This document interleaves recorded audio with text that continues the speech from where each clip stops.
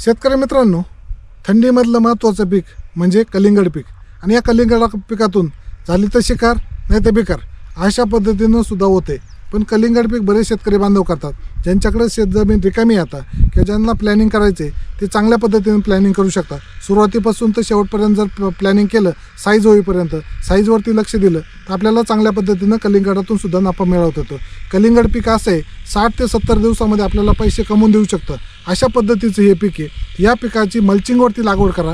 साधारणपणे ठिबकचा वापर करा. ठिबक याच्यासाठी वापरायचे की आपल्याला त्याच्यातून जे खतं आहेत ते खतं देता येतात, जे वॉटर सोल्युबल आहे ते वॉटर सोल्युबल देता येतात, योग्य स्टेजला देता येतात.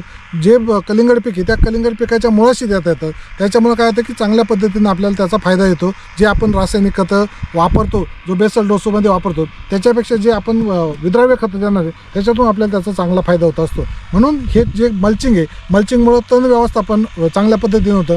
मल्चिंग नंतर काय होतं की मल्चिंगचा वापर केल्यानंतर जे गल्लीमध्ये तण आले त्याच्यावरती फळ पोचलं की त्याला डाग पडत नाही. मल्चिंगवरती असेल तर विल्टिंग जास्त येत नाही. ह्या सगळ्याचा जर वापर केला, आपण ठिबकचा वापर केला, रासायनिक एखादा बेसल डोस टाकल्यानंतर विद्राव्य खतं दिले तर आपल्याला त्याच्यातून एक 60-70 दिवसामध्ये चांगला नफा मिळवत होतो.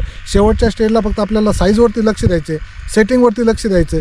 सेटिंग आणि साईजवरती लक्ष दिलं की आपण हे जे कलिंगड पीक आहे पिकातून आपल्याला चांगला नफासुद्धा मिळू शकतो आणि आपल्याला एक चांगला आर्थिक फायदासुद्धा होऊ शकतो. म्हणून थंडीमध्ये किंवा रब्बी हंगामामध्ये एकतर लवकर किंवा थोडंसं उशिरा आपल्याकडे पाणी असून अशा पद्धतीने नियोजन करा आणि या कलिंगड पिकातून आपण जास्तीत जास्त नफा मिळून चांगले श्रीमंत होऊ शकता किंवा जास्तीत जास्त आर्थिक नफा मिळवा.